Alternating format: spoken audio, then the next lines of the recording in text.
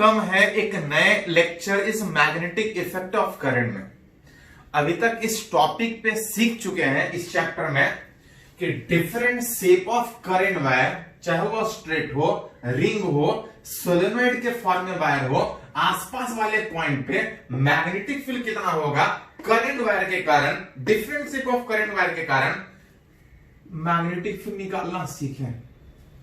जो magnetic field निकालना सीखे थे उसमें यह था कि हमको छोटे से एलिमेंट का फील्ड किसी जगह पे पता है, वैसा छोटा छोटा करंट एलिमेंट अगर ढेर सारा चाहे जिस भी शेप में हो, मैग्नेटिक फील्ड एलिमेंट लेके कैसे निकालते हैं। तो अभी तक जो डिफरेंट शेप के आसपास जो मैग्नेटिक फील्ड निकाल रहे थे वो छोटा छोटा सेगमेंट में तोड़ के एलिमेंट लेके मैग्नेटिक फील्ड निकाल रहे थे। थोड़ा सा इलेक्ट्रोस्टैट का एक टॉपिक याद कीजिए, गॉस लॉ था क्या? तो इलेक्ट्रोस्टैट में शुरुआत में सीखे थे चार्ज के आसपास electric field, different shape of charge के आसपास इलेक्ट्रिक फील्ड।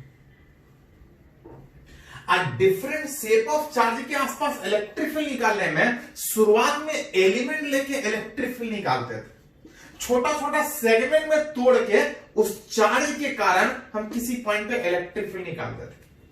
बाद में देखें कि गॉस लॉ से बहुत आसानी से बिना एलिमेंट लिए हुए किसी सिमेट्रिकल चार्ज के आसपास इलेक्ट्रिक फील्ड गॉस लॉ से बहुत आसानी से निकाल रहे थे फ्लक्स के हेल्प से। क्या था गॉस लॉ? कि टोटल इलेक्ट्रिक फ्लक्स किसी भी क्लोज पाथ पे एक करके जोड़ रहे थे, क्लोज सरफेस पे जोड़ रहे थे, तो ये जो आ रहा था Q/ε0 आ रहा था। चार्ज था उसके आसपास इलेक्ट्रिक फील्ड होगा, कितना इलेक्ट्रिक फील्ड होगा फ्लक्स के हेल्प से, उस गॉस लॉ के हेल्प से बहुत आसानी से निकाल रहे थे बिना एलिमेंट लिए हुए। अब जिस तरह से गॉस लॉ के हेल्प से किसी चार्ज के आसपास आप इलेक्ट्रिक फील्ड निकाल पा रहे थे, उसी तरह से यहां पे एक एम्पियर्स लॉ। अभी तक हम लोग मैग्नेटिक फील्ड जो करंट वायर के आसपास सीख रहे थे, किसी करंट वायर के आसपास जो मैग्नेटिक फील्ड सीख रहे थे, निकाल रहे थे, वो एलिमेंट लेके निकाल रहे थे। आप चाहें तो किसी करंट वायर के आसपास किसी पॉइंट पे मैग्नेटिक फील्ड निकालना है तो बिना एलिमेंट लिए ही निकाल सकते हैं, जस्ट लाइक गॉस लॉ की तरह से। यहां पे एक लॉ है that is called as Ampere's law. इस एम्पियर्स लॉ के हेल्प से अगर किसी करंट वायर के आसपास मैग्नेटिक फील्ड निकालना हो तो बिना सेगमेंट में तोड़े हुए, बिना वायर का एलिमेंट लिए हुए किसी पॉइंट पे मैग्नेटिक फील्ड निकाल सकते। इट इज बिल्कुल सिमिलर टू किसके हिसाब से, जैसे इलेक्ट्रोस्टैट में गॉस लॉ पढ़े थे, बिल्कुल उसी तरह से यहां पे एम्पियर्स लॉ। गॉस लॉ में था कि एक एक करके एरिया के ऊपर इलेक्ट्रिक फील्ड को जोड़ते थे, किसी क्लोज एरिया के ऊपर इलेक्ट्रिक फील्ड को जोड़ते थे। अब इसका वैल्यू आता था Q/ε0। बिल्कुल उसी तरह से यहां पे इलेक्ट्रोस्टैट में गॉस लॉ में इलेक्ट्रिक फील्ड निकालते थे, यहां पे मैग्नेटिक इफेक्ट ऑफ करंट में एम्पियर्स लॉ से हम लोग मैग्नेटिक फील्ड निकालेंगे। And according to Ampere's law किसी भी जगह पे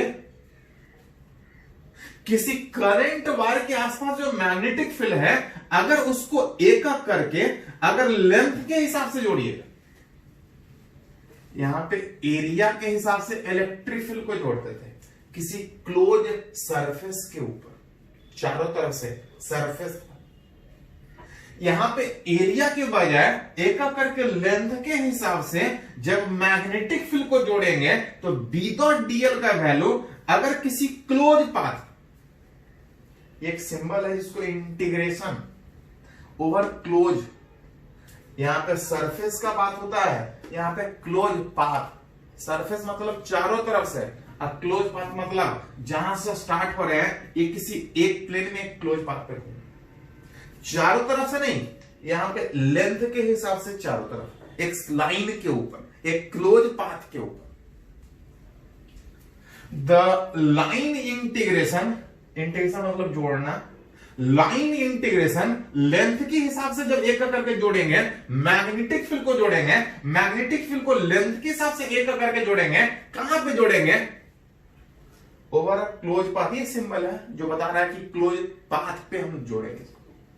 एक का करके इस मैग्नेटिक फील्ड लेंथ के हिसाब से जोड़िएगा तो according to Ampere's law it is equal to mu naught times of net current enclose inside close path.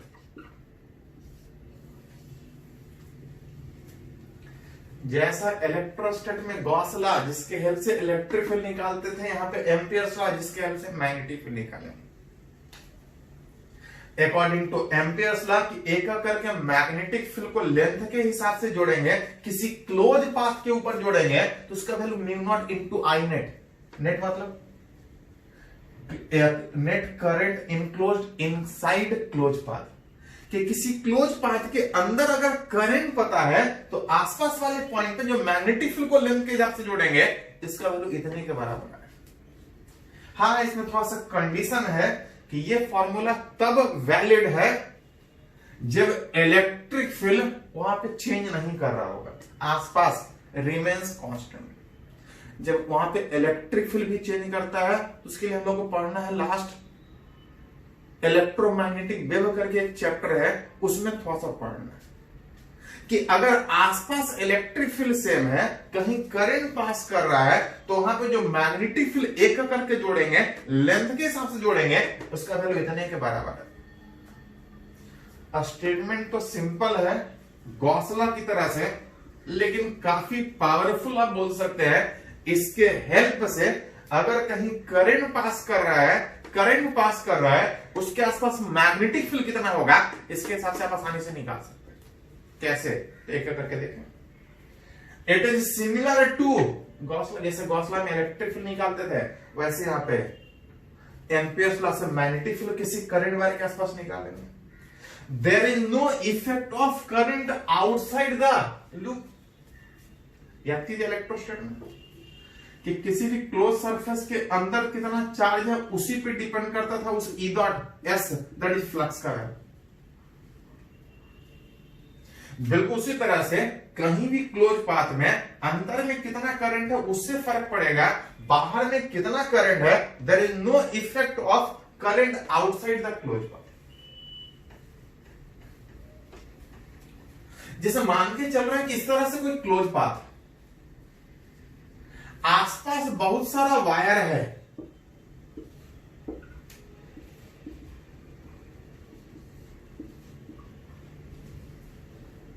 मान लेते हैं ये I1, I2, I3, I4, I5, I6, ऐसा सब बहुत सा वायर, कुछ में करंट अंदर कुछ में बाहर।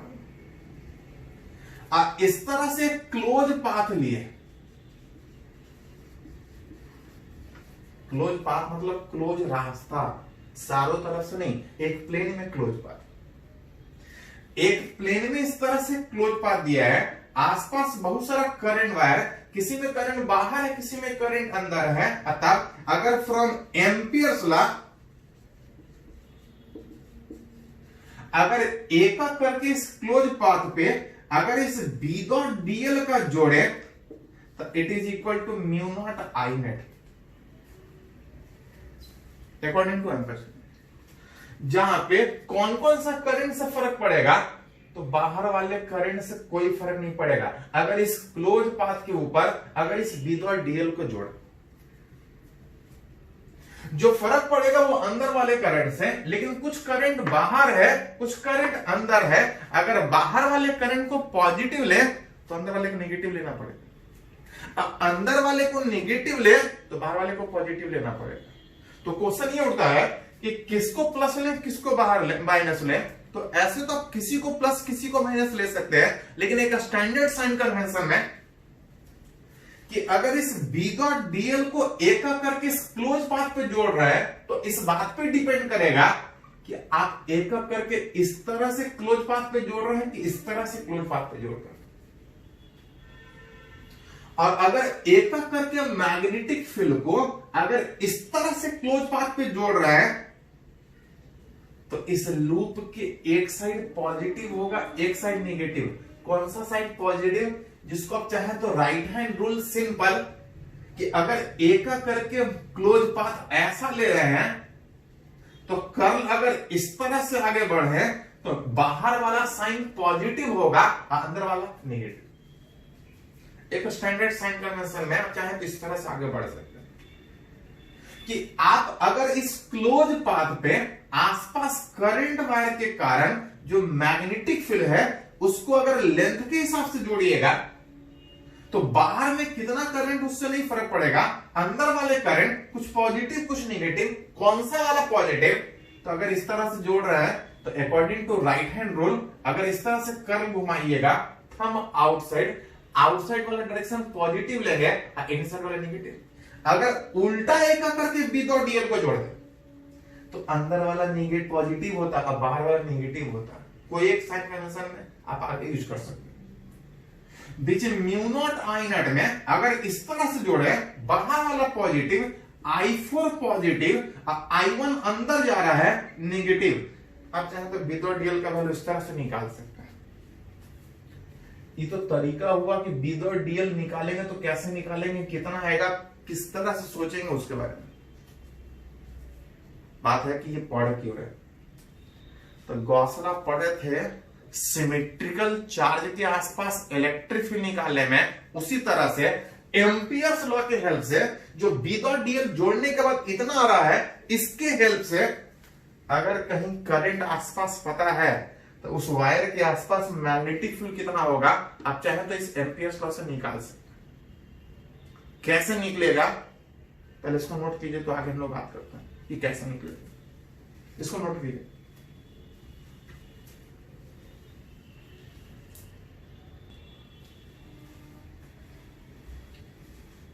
तो अभी हम लोग बात की कि जिस तरह से गॉस लॉ की हेल्प से आप चार्ज के आसपास इलेक्ट्रिक फील्ड निकाल सकते हैं, उसी तरह से आप चाहें तो करंट वायर के आसपास मैग्नेटिक फील्ड बिना एलिमेंट लिए हुए आसानी से रिलेट कर सकते हैं। हाँ, मन करे तो किसी वायर के में करंट पास कर रहा है, किसी पॉइंट में मैग्नेटिक फील्ड निकालना है, छोटा छोटा एलिमेंट लेके तो निकाल ही सकते हैं। थोड़ा सा लेंदी था, एलिमेंट लेना पड़ता था, इंटीग्रेशन करना पड़ता था, हो सकता है थोड़ा लेंदी भी इंटीग्रेशन का भी एरिया था। आप चाहें तो इन एलिमेंट लेके इंटीग्रेट करके मैग्नेटिक फील्ड निकाल सकते हैं, नहीं तो इस एम्पियर्स लॉ से किसी क्लोज पाथ के ऊपर बी डॉट डीएल का वैल्यू आप चाहें तो करंट वायर के आसपास मैग्नेटिक फील्ड कितना है इस इक्वेशन से बहुत आसानी से निकाल सकते। बिल्कुल ये उसी तरह से जैसे गॉस लॉ में ई डॉट डीएस बराबर Q inside by epsilon not, वहां पे चार्ज के आसपास इलेक्ट्रिक फील्ड का बात था, यहां पे करंट के आसपास मैग्नेटिक फील्ड का बात था। थोड़ा सा और याद दिलाते हैं कि चार्ज के आसपास इलेक्ट्रिक फील्ड जब हम गॉस लॉ से निकालते थे तो सारे केस में नहीं निकाल पाते थे। गॉस लॉ से इलेक्ट्रिक फील्ड चार्ज के कारण निकाल पाते थे, लेकिन तब जब चार्ज सिमेट्रिकल था। चार्ज सिमेट्रिकल का मतलब यह था कि अगर चारों तरफ इलेक्ट्रिक फील्ड एक ही जैसा है तो उस एक ही जैसा का वैल्यू कितना है, उस इलेक्ट्रिक फील्ड का वैल्यू कितना है बहुत आसानी से निकाल देते, क्योंकि आपके पास इक्वेशन एक में अगर आसपास हर जगह एक ही जैसा फील्ड हो, तो उस फील्ड का वैल्यू कितना है एक अननोन रहेगा। अगर हर जगह एक ही जैसा हो एक अननोन रहेगा, इस एक इक्वेशन से आप निकाल सकते हैं। उसी तरह से किसी करंट वायर के आसपास जो मैग्नेटिक फील्ड है इस एम्पियर्स लॉ से तब निकाल सकते हैं जब वायर करंट वायर सिमेट्रिकल हो। सिमेट्रिकल का मतलब यह है कि आसपास मैग्नेटिक फील्ड एक ही जैसा हो। आसपास मैग्नेटिक फील्ड करंट वायर के एक ही जैसा होगा तो उस फील्ड का वैल्यू कितना होगा बहुत आसानी से निकाल सकते हैं, क्योंकि इक्वेशन आपके पास एक है। हर जगह एक ही जैसा फील्ड होगा तभी आप निकाल पाएंगे इस एक इक्वेशन से एक अननोन कि हर जगह सेम फील्ड। मतलब एम्पियर्स लॉ से मैग्नेटिक फील्ड आप तब निकाल पाइएगा जब करंट वायर सिमेट्रिकल हो। करंट वायर सिमेट्रिकल का मतलब आसपास पॉइंट पर मैग्नेटिक फील्ड एक ही जैसा है, तो उस एक ही जैसा फील्ड का वैल्यू कितना होगा एम्पियर्स लॉ एक इक्वेशन लिख के आप एक अननोन सोल्व कर सकते। कैसे तो देखते हैं कुछ application which is calculation of magnetic field from Ampere's law. जहां पर सबसे पहला मान के चल रहा है due to long current line wire, due to long current line wire दीजिएगा, straight wire, long straight wire, इस तरह से मान रहे हैं कि करंट इस तरह से पास कर रहा है। डॉट का मतलब एक लॉन्ग वायर इस तरह से कहीं है, ऐसा करंट बाहर की। जब तक नहीं कुछ बोला जाए, इधर भी इंफिनिटी उधर भी इंफिनिटी। इस लॉन्ग करंट वायर के इस वाले पॉइंट पे हमको मैग्नेटिक फील्ड चाहिए। यहां से कुछ डिस्टेंस पे ये पॉइंट होगा। फ्रॉम एम्पियर्स लॉ कि किसी भी करंट वायर के आसपास मैग्नेटिक फील्ड कितना है, किसी करंट वायर के आसपास मैग्नेटिक फील्ड कितना है, आप चाहे तो निकाल सकते हैं। बी तो डीएल बराबर म्यू नॉट आई इंटू नेट। लेकिन याद एम्पियर्स लॉ से मैग्नेटिक फील्ड निकालने के लिए एक करके लेंथ को, मैग्नेटिक फील्ड को लेंथ के हिसाब से जोड़ेंगे। कहां पे जोड़ेंगे? एक क्लोज पाथ। क्लोज पाथ जोड़ने का मतलब एक क्लोज पाथ बनाना होगा, जैसे गॉस लॉ में बनाते। चार्ज के आसपास इलेक्ट्रिक फील्ड निकालने में गॉस लॉ में एक क्लोज सरफेस लेना होता था, अपने मन से क्लोज सरफेस बनाते थे। बिल्कुल उसी तरह से यहां कि इस एम्पियर्स लॉ से मैग्नेटिक फील्ड निकालना चाह रहे हैं, तो सबसे पहले एक क्लोज पाथ बनाना पड़ेगा जिसको हम मैग्नेटिक फील्ड को जोड़ेंगे। कैसा क्लोज पाथ? एक ऐसा क्लोज पाथ जहां पे पता नहीं कितना हर जगह मैग्नेटिक फील्ड से एक करके मैग्नेटिक फील्ड को उस क्लोज पाथ पे जोड़ना। उस करंट वायर के आसपास इस पॉइंट पर मैग्नेटिक फील्ड चाहिए, आपको आसपास एक क्लोज पाथ बनाना पड़ेगा, एक ऐसा क्लोज पाथ बनाना पड़ेगा जहां पर मैग्नेटिक फील्ड हर जगह सेम। देख सकते हैं इस करंट वायर के इधर कोई पॉइंट सोचिए या इधर कोई पॉइंट सोचिए या इधर कोई पॉइंट सोचिए, चारों तरफ बराबर डिस्टेंस पे अगर घूम जाइए, इस करंट वायर के जहां पे मेरे को फील्ड चाहिए, अगर चारों तरफ अगर बराबर डिस्टेंस पे अगर घूम जाए, अगर चारों तरफ बराबर डिस्टेंस में घूम जाए तो पता नहीं कितना, अगर ये लॉन्ग इनफिनाइट वायर है तो जैसा पॉइंट उस वायर के लिए इधर होगा, बराबर डिस्टेंस पे घूमिएगा, वैसा ही होगा हर एक पॉइंट इस क्लोज पाथ पे। पता नहीं कितना, लेकिन इतना बोल सकते हैं कि हर जगह मैग्नेटिक फील्ड सेम। पहले क्लोज पाथ बनाना पड़ेगा, एक ऐसा क्लोज पाथ जहां पे मैग्नेटिक फील्ड सेम। अब उस सेम का वैल्यू कितना है, इस एम्पियर्स लॉ से आप निकाल सकते हैं। इस करंट वायर से मान रहे हैं कि आर डिस्टेंस पे कोई पॉइंट इस तरह से सोच रहे हैं, चारों तरफ बराबर डिस्टेंस पे अगर बात करें, कितना पता नहीं, हर जगह मैग्नेटिक फील्ड बोल सकते हैं किसे। इस क्लोज पाथ पे एक करके बी डॉट डीएल जोड़िएगा तो म्यू नॉट आई नेट से करंट हमको पता है, मैग्नेटिक फील्ड कितना होगा वो आप निकाल सकते हैं। बी डॉट डीएल वेक्टर एक करके लेंथ के साथ जोड़ना है। वेक्टर सम दिख रहा है तो पहले हमको डायरेक्शन सोचना पड़ेगा।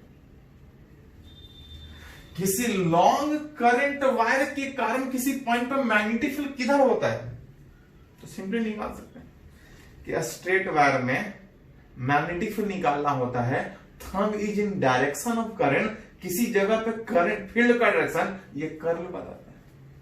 इस करंट वायर के कारण यहां पे किधर फील्ड होगा, तो वहां पे current, thumb is in direction of current, जहां पे निकालना वहां कर्ल को रखते हैं, सेंस देखते हैं, ऊपर की ओर जा रहा है, ऊपर किधर जाएगा, इस आर के परपेंडिकुलर, मैग्नेटिक फील्ड इधर की ओर। अगर यहां वाले किसी पॉइंट पे मैग्नेटिक फील्ड निकालना है, इस आर के current, thumb is in direction of current, यहां पे फील्ड निकालना, वहां पे कर्ल रखेंगे, इधर इधर किधर, इस आर के परपेंडिकुलर, इस आर के परपेंडिकुलर, इस आर के परपेंडिकुलर, चारों तरफ मैग्नेटिक फील्ड कुछ इस तरह से, कितना वो तो निकाल लेंगे। एक करके लेंथ के हिसाब से मैग्नेटिक फील्ड को जोड़ेंगे। इस line integration B dot dl का value mu naught I net में लेंथ के हिसाब से मैग्नेटिक फील्ड को जोड़ेंगे।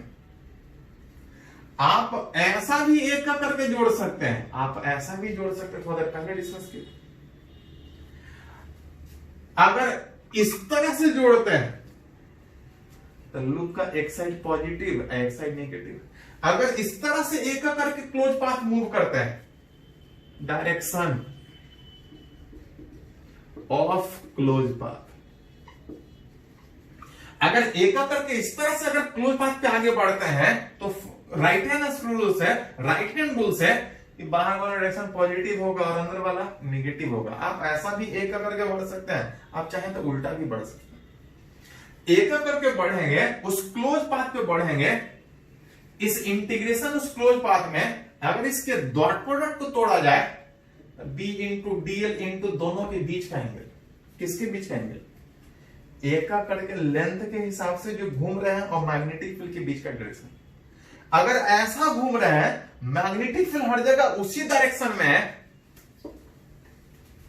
At each point of close path, at each point of close path magnetic field उस डीएल के पैरेलल है, दैट इज एंगल जो आएगा वो 0 डिग्री है।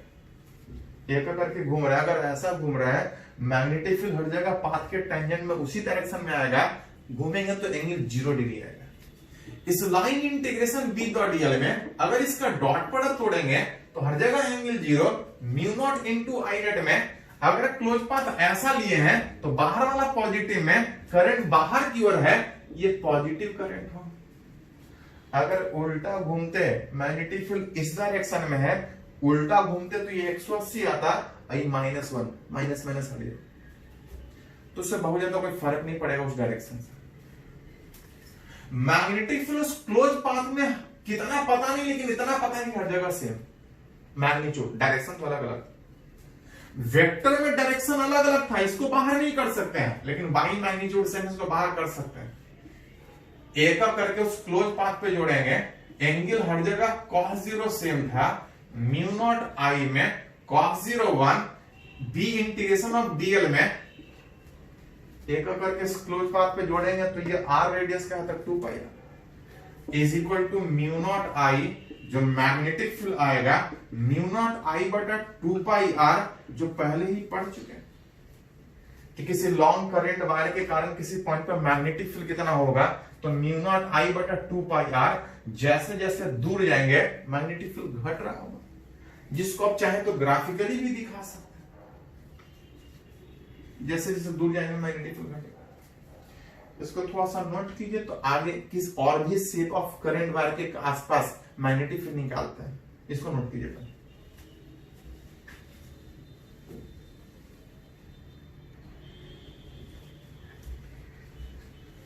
तो हम लोग रिलेट करना चाह रहे हैं अलग अलग शेप ऑफ करंट वायर के आसपास मैग्नेटिक फील्ड आसान तरीके से, विच एम्पियर्स लॉ है, जिसमें हम लोग बिना एलिमेंट के हेल्प से किसी करंट वायर, किसी symmetrical current wire, symmetrical current मतलब आसपास मैग्नेटिक फील्ड अगर एक जैसा है तो उसे एक ही जैसा फील्ड का वैल्यू कितना है आप चाहे तो निकाल सकते।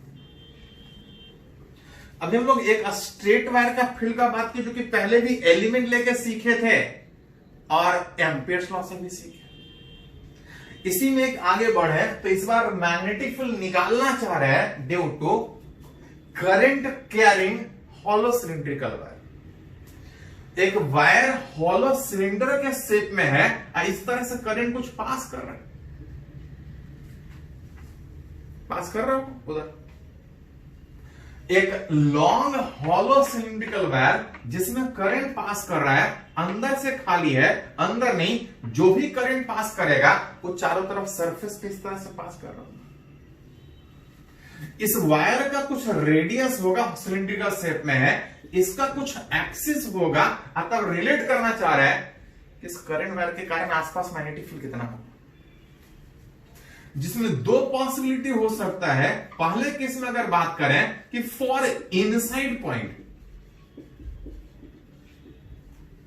हो सकता है कि इस सिलिंड्रिकल वायर के अंदर वाले किसी पॉइंट पे, अंदर वाले किसी पॉइंट पे मैग्नेटिक फील्ड निकालना चाह रहा है। दूसरा पॉसिबिलिटी यह हो सकता है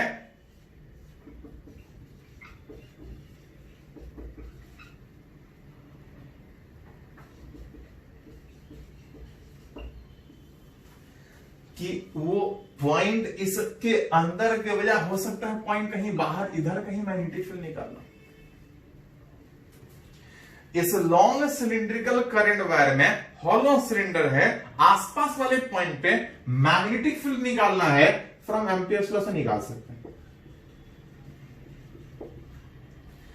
एम्पियर्स लॉ से आसानी से मैग्नेटिक फील्ड निकाल सकते हैं।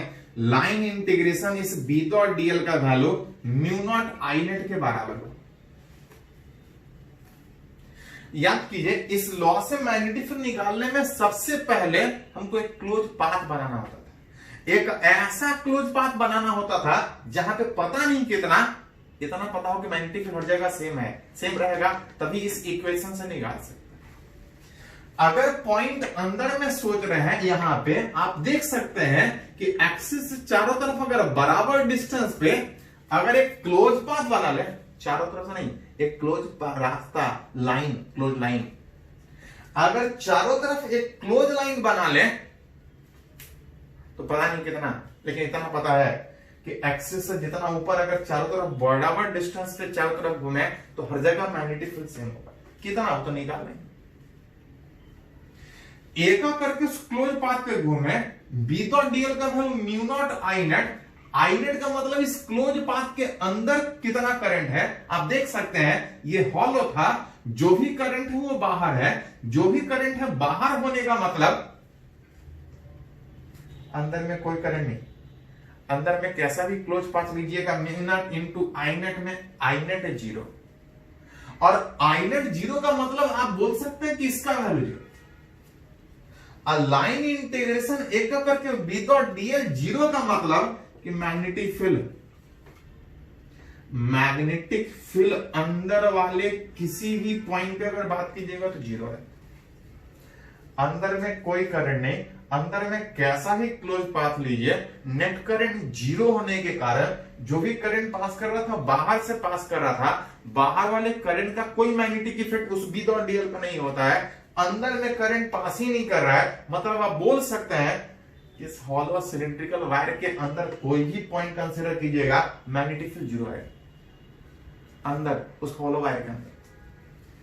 अगर इस हॉलो वायर के अंदर के बजाय अगर हॉलो वायर से अगर बाहर वाले इस पॉइंट पर अगर निकालना मैग्नेटिक फील्ड होता, बाहर वाले पॉइंट पे कहीं भी निकालना, फिर से फ्रॉम एम्पियर्स लॉ एक करके उस बी डॉट डीएल को जोड़ेंगे, इसका value mu naught I net के बराबर है। एक करके मैग्नेटिक फील्ड को लेंथ के हिसाब से जोड़ेंगे, mu naught into I net के बराबर आपको। इसके हेल्प से निकालने में सबसे पहले क्लोज पाथ बनाना पड़ेगा, ऐसा क्लोज पाथ जहां पे पता नहीं कितना, लेकिन इतना पता हो कि हर जगह मैग्नेटिक फील्ड सेम है। अगर इतने डिस्टेंस ऊपर के किसी पॉइंट पर मैग्नेटिक फील्ड चाहिए, अगर चारों तरफ इस वायर के अगर बराबर डिस्टेंस पे घूम जाए, पता नहीं कितना, एक्सिस जैसा ऊपर वैसा ही चारों तरफ अगर वायर के घूम जाए तो हर जगह मैग्नेटिक फील्ड सेम। हर जगह मैग्नेटिक फील्ड सेम आने में कितना है आप चाहे तो निकाल सकते हैं। उसके लिए जब इसका डायरेक्शन तोड़ेंगे तो बी डीएल कॉस थीटा,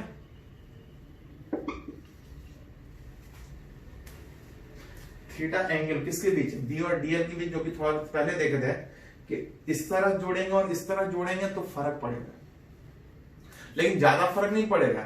अगर इधर 0 तो ये प्लस आई, इधर अगर 180 तो माइनस आई, वो अपने आप कैंसिल हो जाएगा, बस खाली 90 ही होना चाहिए।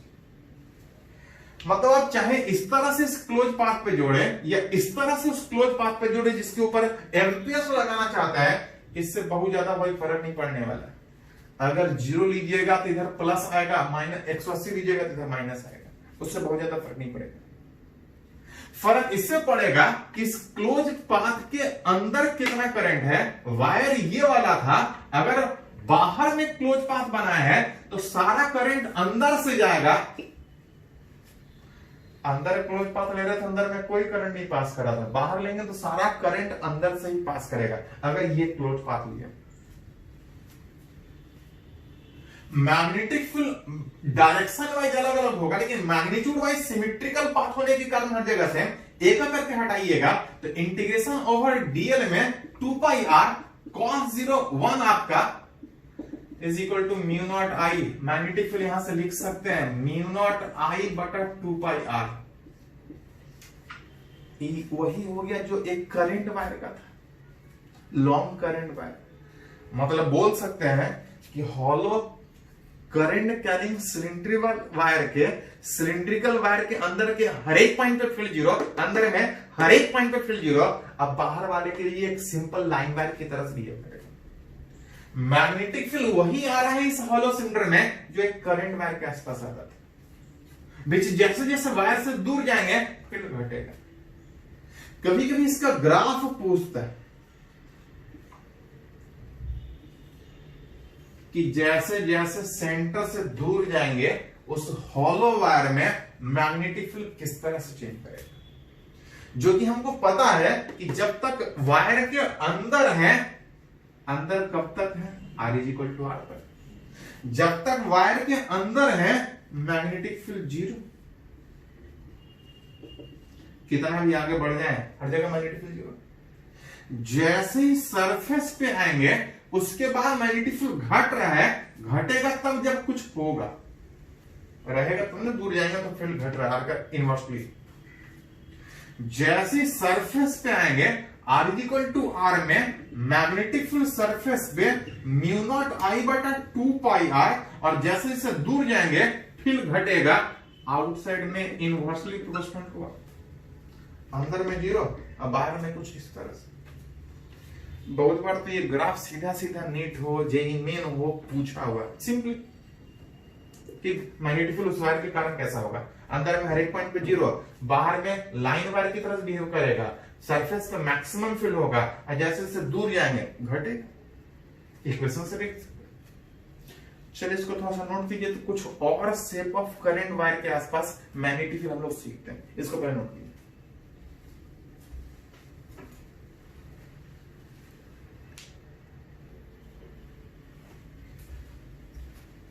तो एक और कंडीशन में अगर मैग्नेटिक फील्ड निकालने का बात करें तो अभी हॉलो का बात किए थे, यहां पे सॉलिड मान के चलो। एक लॉन्ग सॉलिड सिलिंड्रिकल वायर जिसमें जब तक नहीं कुछ बोला जाए मटेरियल हर जगह भरा है, हर जगह से कुछ करंट पास कर रहा है। एक current carrying long cylindrical wire जिसका कुछ एक्सिस था, कुछ रेडियस होगा, करंट जब तक नहीं कुछ बोला जाए हर जगह से पास कर रहा होगा, सॉलिड है। जब तक नहीं बोला जाए हर जगह से सेम करंट पास कर रहा होगा, तब रिलेट करना चाह रहा है इस long solid cylindrical current wire के आसपास वाले पॉइंट पर मैग्नेटिक फील्ड कितना होगा।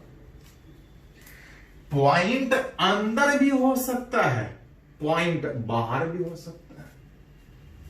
चलिए पहले केस में अगर बात करें फॉर आउटसाइड पॉइंट,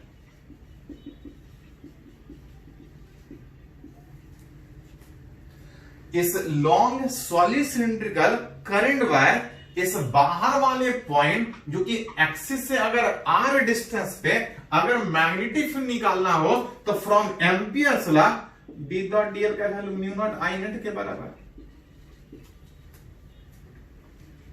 इस एम्पियर्स लॉ से निकालने के लिए पहले एक क्लोज पाथ बनाना पड़ेगा जिसको हम B डॉट dl को जोड़ेंगे, जिसके ऊपर एक ऐसा क्लोज पाथ जहां पे पता नहीं लेकिन इतना पता हो कि हर जगह फील्ड सेम है, तो इस एक इक्वेशन से उस हर एक जगह जो सेम फील्ड है उस फील्ड का वैल्यू कितना निकाल सकते हैं। अगर एक्सिस से r डिस्टेंस अगर चारों तरफ अगर बराबर डिस्टेंस पे घूम जाए तो पता नहीं कितना, लेकिन इतना पता है कि अगर चारों तरफ बराबर डिस्टेंस पे घूमिएगा तो हर जगह मैग्नेटिक फील्ड सेम आएगा, पॉइंट सिमेट्रिकल, हर जगह मैग्नेटिक फील्ड सेम आएगा। इसको बाहर कर सकते हैं, हर जगह एंगल से कोई ज्यादा फर्क नहीं पड़ेगा, बस खाली वो 90 नहीं होना चाहिए तो फिर जीरो हो जाएगा। ऐसा घूमिए उससे प्लस माइनस से फर्क पड़ रहा था उससे बहुत ज्यादा कोई फर्क नहीं पड़ेगा। Mu naught into I net में करंट अगर इस सिलिंड्रिकल वायर में अंदर से पास कर रहा है, अगर ऐसा क्लोज पाथ लें तो सारा करंट अंदर ही हो। जहां से cos 01 इस b का value mu naught I integration of dl मतलब क्लोज पाथ जिसके ऊपर जोड़ रहे हैं which equal to 2 pi R. जैसे जैसे दूर जाएंगे फील्ड घटेगा, सिंपल एक लाइन वायर की तरह से। मतलब बाहर वाले पॉइंट के लिए चाहे हॉलो हो चाहे सॉलिड हो, वो सिंपल एक लाइन वायर की तरह से बिहेव करेगा। बाहर वाले पॉइंट पे तो आसानी से रिलेट किए, इस बार रिलेट करना चाह रहे हैं कि अगर अंदर वाले इस पॉइंट पे अगर निकालने हैं, दूसरे केस में मैग्नेटिक फील्ड निकालना है फॉर इनसाइड वाला पॉइंट। तो पता है कि line integration B dot dl में म्यू नॉट आई नेट, जो सबसे पहले मेरे को चाहिए एक क्लोज पाथ, और दूसरा उस क्लोज पाथ के अंदर कितना करंट पास कर रहा है। अगर यहां पे मैग्नेटिक फील्ड निकालना है, चारों तरफ सिमेट्रिकल एक क्लोज पाथ बना है, पता नहीं कितना, लेकिन इतना पता है कि एक्सिस से चारों तरफ बराबर डिस्टेंस पे तो हर जगह फील्ड सेम होगा। करंट मटेरियल में हर जगह से पास कर रहा था, सारा करंट अंदर से पास करने के बजाय इस बार कुछ करंट बाहर से भी पास करेगा, अंदर से भी पास करेगा और कुछ बाहर से भी पास करेगा। लेकिन जो हमको चाहिए अंदर वाला करंट, इस क्लोज पाथ के अंदर कितना करंट पास कर रहा है। जब तक नहीं कुछ बोला जाए, ये जो करंट दिया है वो सारा पोर्शन से पास करेगा। आप बोल सकते हैं कि इन पाई आर स्क्वायर एरिया, ये जो भी करंट पास कर रहा है, ये पूरे सेगमेंट, कितना सेगमेंट पाई आर स्क्वायर, एक सर्कुलर सेगमेंट जिसका एरिया कितना पाई आर स्क्वायर। इन पाई आर स्क्वायर सेगमेंट इतने एरिया में इतना करंट पास कर रहा है, करंट आई। तो इन वन एरिया कितना करंट पास करेगा, इतने पोर्शन से पूरा करंट पास कर रहा है। तो एक पोर्शन से कितना, एक एरिया से कितना, आई बटा पाई आर स्क्वायर। लेकिन हमको इसके एक एरिया से नहीं, इतने वाले सेगमेंट से करंट पास कर रहा है जो मेरा आई नेट का काम करेगा। इतना बड़ा अगर पोर्शन बात कीजिएगा तो एक सर्किल बनेगा, अंदर वाला जो भी करंट है हमको उससे मतलब है, जो कि आ जाएगा कितना, ये करंट पूरे एरिया से पास कर रहा था, लेकिन हमको चाहिए अंदर पोर्शन से कितना करंट पास कर रहा है, that is pi are square area से। तो यहां से हटा के लिख सकते हैं आई बटा pi are square into pi are square, जो आई नेट का काम करेगा। मैग्नेटिक फील्ड पता नहीं कितना हर जगह सेम था, एंगल से बहुत ज्यादा कोई फर्क नहीं पड़ेगा। Mu naught into I net में अंदर वाला करंट में पाई हट जाएगा, आई आर स्क्वायर बटा आर स्क्वायर। टोटल कितना करंट पास करो सनी, उस क्लोज पाथ जिसके ऊपर एम्पियर लॉ लगाना चाह रहे हैं, उस क्लोज पाथ के अंदर कितना करंट पास करेगा। अगर क्लोज पाथ ऐसा लिए थे तो सारा करंट अंदर से पास कर रहा था, लेकिन अगर क्लोज पाथ ऐसा लेंगे, मटेरियल अंदर है पास करेगा, सारा अंदर से नहीं पास करेगा, कुछ बाहर से पास करेगा, लेकिन हमको चाहिए अंदर। इतना वाला एरिया से आई, तो इतना वाला एरिया से कितना, तो उससे निकाल सकते। इस मैग्नेटिक फील्ड का वैल्यू कितना आएगा, तो mu naught I R square by are square, एक करके लेंथ जोड़ेंगे तो 2 pi R, 2 pi R capital के स्मॉल, तो एक करके इसके ऊपर एम्पियर लॉ लगाना चाह रहे हैं, उसके लेंथ का सम 2 पाई आर स्मॉल आर, जो कि एक आर वाला फैक्टर कैंसिल आउट, अरेंज कीजिएगा, मैग्नेटिक फील्ड आ जाएगा म्यू नॉट आई बटा 2 पाई आर स्क्वायर। एक आर कैंसिल होने के बाद एक आर ऊपर बच रहा था कुछ इतना, विच आर के डायरेक्टली मतलब कि जैसे जैसे दूर जाएंगे, लेकिन अंदर में ये अंदर का फील्ड है, जैसे जैसे सेंटर से दूर जाएंगे लेकिन अंदर में, अंदर वाले पॉइंट पे मैग्नेटिक फील्ड बढ़ेगा, तब तक बढ़ेगा जब तक सरफेस तक नहीं पहुंच जाए, जब तक अंदर है सरफेस तक नहीं पहुंच जाए फिर बढ़ेगा, और जैसे फिर बाहर जाएंगे तो घटेगा। कभी कभी ग्राफ पूछता है, उस मैग्नेटिक फील्ड जो चेंज कर रहा था डिस्टेंस चेंज करने से, पूछा जाता कि किस तरह चेंज कर रहा है, ग्राफिकली दिखाइए। जब तक अंदर है तब तक अंदर है, R equal to capital R. जब तक अंदर है मैग्नेटिक फील्ड अंदर वाले पॉइंट पर ऐसा चेंज कर रहा था विच आर के डायरेक्टली, ऐसे से दूर जाएंगे फिर बढ़ेगा, बढ़ते बढ़ते मैक्सिमम आएगा जब तक आप सरफेस तक नहीं पहुंचते हैं, और जैसे सरफेस पर पहुंचेगा फिर घटेगा।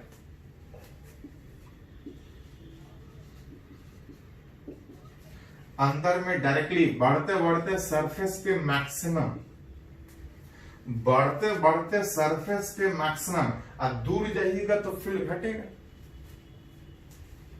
बहुत बार पूछा है इस तरह से ग्राफ, तो फॉर्मूला थोड़ा ध्यान दीजिएगा। बाहर में तो आसान है कि बाहर वाले पॉइंट के लिए सिंपल एक लाइन बार म्यू नॉट आई बटे 2 पाई आर, बाहर वाले पॉइंट पे ऐसा, अंदर वाले पॉइंट पे फिर कुछ तो इस तरह चेंज करेगा आर के डायरेक्टली, जैसे से दूर जाइएगा फिर बढ़ेगा। कब तक? जब तक सरफेस तक नहीं पहुंचे।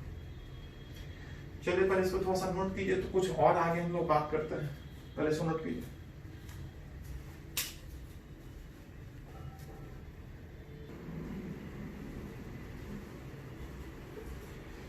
तो हम लोग सीख रहे हैं कि एम्पियर्स लॉ से करंट वायर के आसपास मैग्नेटिक फील्ड कैसे निकाल सकते हैं।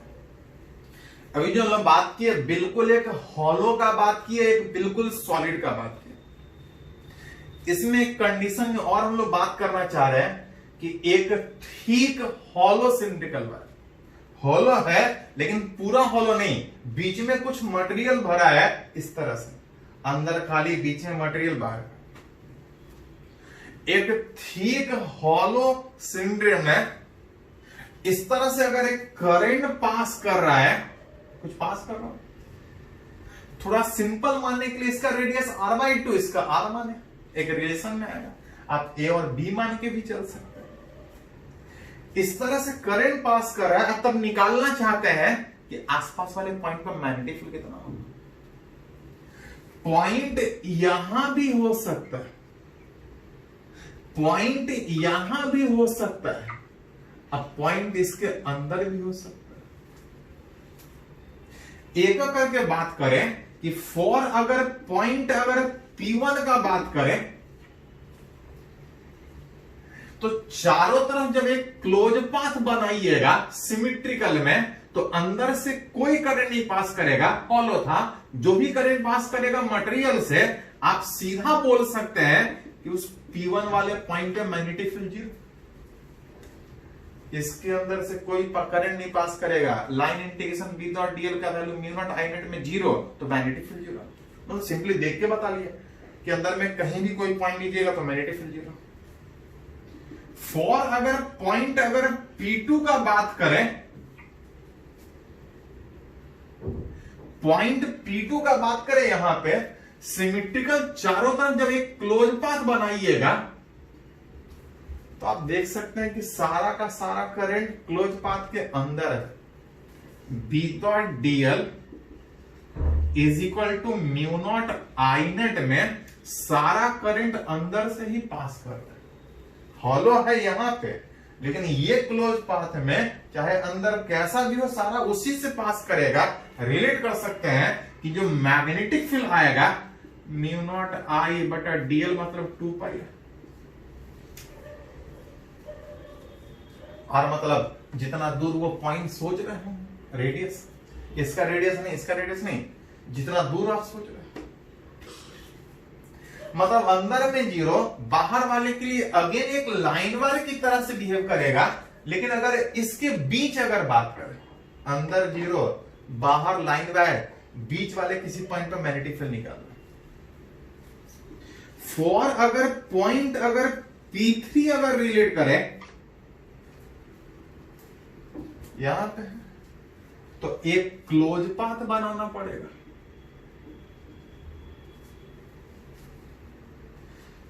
करंट जो पास कर रहा था इस तरह से हॉलो पोर्शन, सॉरी मटेरियल वाले पोर्शन से, जब यहां पे एक क्लोज पाथ कंसीडर करेंगे जिसमें अंदर से कुछ खाली है, इतने पोर्शन से कोई करंट ही नहीं पास कर रहा है, इधर से पास कर रहा है।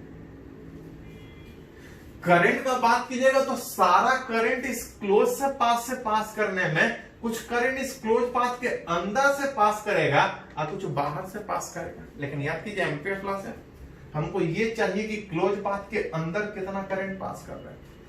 मतलब सबसे पहले हमको निकालना पड़ेगा कि P3 वाले पॉइंट पे अगर मैग्नेटिक फील्ड निकालना चाहते हैं तो हमको ये निकालना पड़ेगा कि इस क्लोज पाथ के अंदर से कितना करंट पास करेगा। देख सकते हैं कि जो करंट है वो इतने पोर्शन में, इतना में मटेरियल नहीं है। आप बोल सकते हैं इन area pi are square minus r by two का होल स्क्वायर। पूरा भरा होता तो सिंपली पाई स्क्वायर कर लेते, लेकिन इतना खाली होने में जो भी करंट पास कर रहा है इस मटेरियल, चारों तरफ से मटेरियल है, इतने एरिया में, जो कि आप लिख सकते हैं एलसीएम लीजिएगा तो आ जाएगा 3 पाई आर स्क्वायर बटा 4। इतने एरिया से करंट कितना पास कर रहा है? तो करंट आई पास कर रहा है।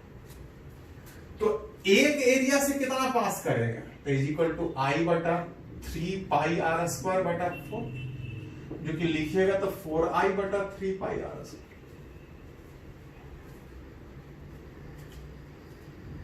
टोटल करंट इतने से, वो टोटल करंट इतने एरिया से, तो एक एरिया से इतना करंट हमको चाहिए कि इसके अंदर से कितना करंट पास कर रहा है, जिसका अगर रेडियस ए आर, तो टोटल भरा होता तो पाई आर स्क्वायर, लेकिन भरा नहीं, इतना खाली। तो इन एरिया कौन सा वाला, पाई आर स्क्वायर में से आर बाई 2 घटाना पड़ेगा। टोटल करंट सारे जगह से नहीं, इतना मटेरियल ही नहीं, इतना एरिया में इतना करंट, तो एक एरिया में निकाले, हमको चाहिए इसके अंदर में यहां पे मटेरियल ही नहीं है जहां से करंट पास करे। तो इतने एरिया से कितना पास करेगा, तो थोड़ा सा अरेंज कीजिएगा, तो एक एरिया से इतना करंट पास कर रहा था इनटू इतने एरिया से कितना होगा, तब मल्टीप्लाई कर सकते हैं, R square minus are square by 4, कुछ कट रहा था हटा लेंगे, यही कहलाएगा ये आई नेट जो मेरे को चाहिए था फ्रॉम एम्पियर्स लॉ। उसके अंदर वाले किसी क्लोज पाथ से मैग्नेटिक फील्ड निकालने में म्यू नॉट डीएल बराबर म्यू नॉट आई नेट, जहां से आई नेट का वैल्यू अरेंज कीजिएगा तो पाई हट जाएगा। पाई हटने के बाद अगर चाहे तो 4 को भी हटा सकते हैं, बच जाएगा I 4r square minus are square divide by are square. Pi हट गया था 3 भी। इस b का वैल्यू इनटू dl का इंटीग्रेशन मतलब 2 पाई आर, एंगल से तो कोई ज्यादा फर्क नहीं पड़ने वाला। Mu naught I 4r square minus are square divide by 3r square. Arrange कीजिएगा तो बाकी सबको नीचे लेके आइएगा, म्यू नॉट आई बटा 6 पाई आर, 6 पाई ये आर स्क्वायर, इधर 4r square minus are square बटा आर। जहां पे दिख रहा है कि जैसे जैसे आर बढ़ेगा, ये एक आर तो बढ़ जाएगा लेकिन एक आर ऊपर पॉजिटिव में बचेगा। जैसे जैसे आर बढ़ेगा मैग्नेटिक फील्ड इंक्रीज करेगा। ये आईआईटी 2012 में पूछा था, देख के बता सकते हैं। अंदर की बाहर में सिंपल एक करंट वायर, बीच में जैसे जैसे दूर जाइएगा अंदर का करंट बढ़े, जैसे जैसे दूर जाइएगा अंदर वाला पोर्शन में करंट बढ़ेगा, मैग्नेटिक फील्ड बढ़ेगा, तब तक जब तक सरफेस तक नहीं पहुंचते हैं और बाहर जाइएगा करंट अंदर बढ़ना बंद हो जाएगा, फील्ड घटेगा। जेईई में सॉरी आईआईटी में जो क्वेश्चन पूछा था, ग्राफ पूछा था, जो कि ग्राफ खींच सकते हैं, अप्रोक्सीमेट ऑप्शन रहता है, ऐसे देख के बता सकते हैं। ग्राफ में बात कीजिएगा तो अंदर वाले पॉइंट पे मैग्नेटिक फील्ड 0, कहां पे 0, तो r बाई 2 पे।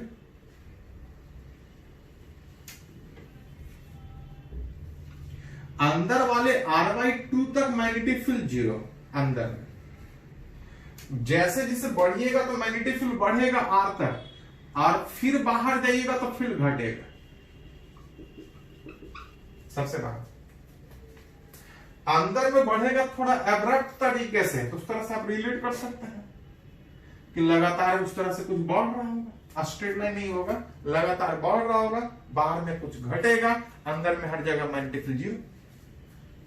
तो जैसा बोला जाए उस हिसाब से रिलेट कर सकते। चलिए इसको थोड़ा सा नोट कीजिए।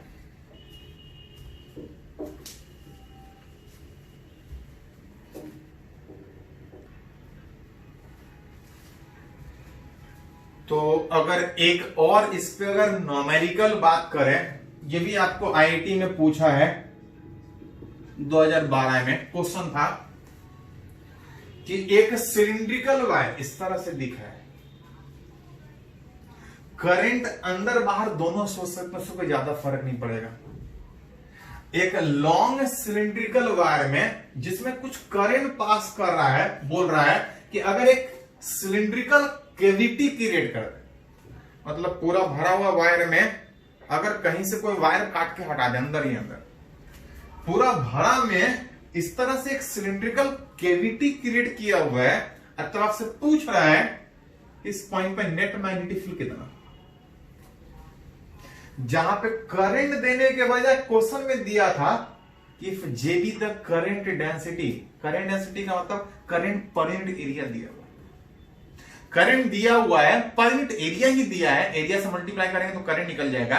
Current density that is current per unit area दिया है, इस सिलिंड्रिकल वायर में इतना पोर्शन काट के हटा दिया है, अतः आपसे पूछ रहा है किस पॉइंट का मैग्नेटिक फील्ड कितना। अगर ये पूरा भरा होता सिलेंडर, थोड़ा देर पहले पढ़े थे कि मैग्नेटिक फील्ड हमको आता है, सॉलिड सिलेंडर में बाहर वाले पॉइंट पे मैग्नेटिक फील्ड सिंपल एक स्ट्रेट वायर की तरह से बिहेव करता था। सॉलिड के अंदर निकालना हो तो थोड़ा सा रिलेशन में था कि अंदर में जैसे जैसे दूर जाएंगे तो फील्ड बढ़ेगा। हाँ, तो इसमें किए क्या है कि पूरा भरा होने के बाद बजाय, पूरा भरा होने के बजाय इतना पोर्शन वाला काट के हटा दिया। मैग्नेटिक फील्ड वेक्टर है, याद कीजिए, जिस तरह से इलेक्ट्रिक फील्ड वेक्टर था, मैग्नेटिक फील्ड भी वेक्टर है। आप उसमें करते क्या थे, इलेक्ट्रोस्टैट में इस तरह से क्वेश्चन करते थे कि अगर पूरा भरा कर पता होता था तो पहले पूरा भरा कर निकाल लेते थे, और अगर इतना पोर्शन अगर काट के हटा गया है तो जितना ज्यादा कंसीडर किया उतना घटा लेंगे। वेजेज अगर नेट मैग्नेटिक फील्ड निकालना है, net magnetic field due to remaining section अगर निकालना है, रिमेनिंग पोर्शन निकालना है, तो करते क्या थे कि magnetic field due to completely field, magnetic field due to completely field करके निकाल लेते थे, और जितना ज्यादा कंसीडर किए हैं उतना घटा लेते थे। Magnetic field due to removed portion, removed section. पहले पूरा भरा हुआ मान के इस जगह पर फील्ड निकाल लेंगे, और इतना वाला ज्यादा कंसीडर किया है उतना वाला घटा लेंगे। लेकिन ध्यान रहे कि मैग्नेटिक फील्ड वेक्टर है तो डायरेक्शन भी हमको देखना पड़ेगा। पूरा भरा अगर बात करें तो पढ़े हैं कि ये पॉइंट पूरा भरा का ये बाहर हो जाएगा, सरफेस में मतलब बाहर हो जाएगा। अब पूरा भरा की अगर बाहर वाले पॉइंट पे बात कीजिएगा तो ये सिंपल एक लाइन वायर की तरह से बिहेव करेगा, और अगर करंट अंदर सोच रहे हैं तो पॉइंट इधर होता तो मैग्नेटिक फील्ड नीचे जाता, अगर पॉइंट इधर है तो मैग्नेटिक फील्ड ऊपर जाएगा। अगर कंप्लीटली फील्ड को B1 माने तो ये ऊपर, और इस दूसरा वाला पोर्शन रिमूव्ड सेक्शन, तो रिमूव्ड सेक्शन भी एक सिलेंडर है, इसके भी पॉइंट बाहर है। अब बाहर वाले पॉइंट के लिए ये भी एक लाइन वायर की तरह से बिहेव करेगा, उसके कारण भी करंट का फील्ड का बात कीजिएगा तो ऊपर ही है। अगर करंट अंदर है तो इधर पॉइंट सोचते तो नीचे आता, इधर बात कीजिएगा तो ऊपर फील्ड जाएगा। पूरा भरा भी एक लाइन वायर की तरह से बिहेव करेगा और ई वाला भी लाइन वायर की तरह बिहेव करेगा। दोनों का फील्ड सेम डायरेक्शन में होने के कारण वो सिंपली घट जाए। अलग अलग डायरेक्शन में रहता तो हम डायरेक्शन देखना पड़ता कि पहला का फील्ड किधर है, दूसरा का फील्ड किधर है, और दोनों को डायरेक्शन के सहित कैसे घटाए। दोनों का डायरेक्शन सेम होने के कारण सिंपली घट जाएगा। नेट मैग्नेटिक फील्ड अगर उस पी पे निकालना है, पहला पूरा भरा का मान के निकाल लेंगे और सेक्शन रिमूव वाला घटा लेंगे। पूरा भरा का जब बात कीजिएगा तो वो पॉइंट बाहर में दिख रहा है, मैग्नेटिक फील्ड म्यू नॉट आई। आई मतलब I1 पहला वाला पूरा भरा हुआ और 2 पाई आर, आर मतलब रेडियस, आर मतलब रेडियस। इसका रेडियस कितना है,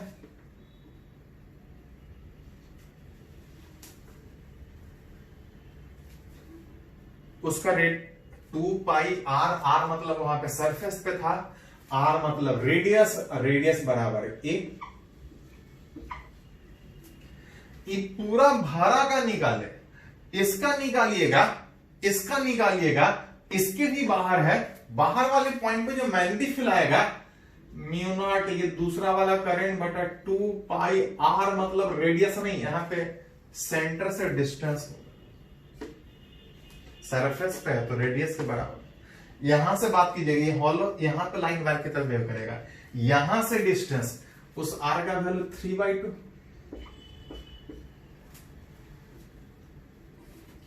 मतलब मिला जुला के अगर बात कीजिए तो हमको सबसे पहले ये चाहिए कि वेयर I1 कितना और I2 कितना। पढ़े करंट डेंसिटी था करंट बाई एरिया, तो जो करंट आएगा वो करंट डेंसिटी इंटू एरिया। हर जगह करंट डेंसिटी सेम दिया है, एरिया जितने पोर्शन से पूरा भरा का बात करेंगे तो एरिया आ जाएगा पाई ए स्क्वायर, और दूसरा I2 का बात कीजिएगा तो J इंटू पाई A/2 का whole square.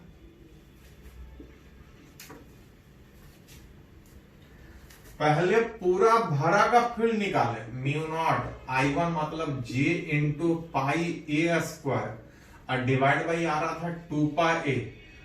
Removed section mu naught into I2 मतलब J pi a square by 4 और divide by 2 pi into 3a/2।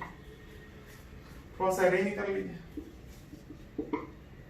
Mu naught जे बाहर निकलेगा, पाई ए स्क्वायर में ए कटने के बाद पाई ए बाहर निकलेगा, पाई ए बाहर निकलने के बाद यहां पे 1/2 बच रहा था। इधर देखते हैं, ये यहां पाई कैंसिल हो रहा तो पाई मत निकालिए, ए खाली निकालिएगा तो यहां पाई बच जाएगा माइनस।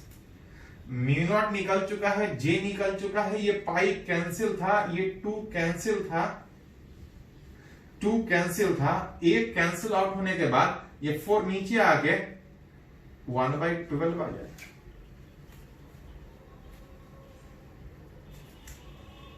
अच्छा इधर भी पाई था, पाई तो कैंसिल, सॉरी यहां पाई कैंसिल,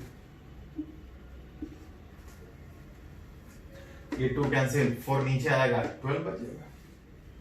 1/2 माइनस 1/12 में एलसीएम लीजिएगा तो 12 आएगा, यहाँ पे 6 माइनस 1, 6 माइनस 1 तो ये 5/12 आ जाएगा।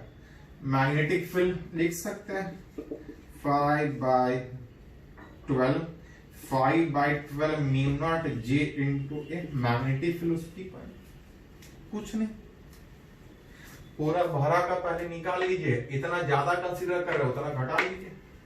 डायरेक्शन के सहित दोनों का डायरेक्शन सेम होने के कारण सिंपली घट चुका है। चलिए इसको थोड़ा नोट कीजिए।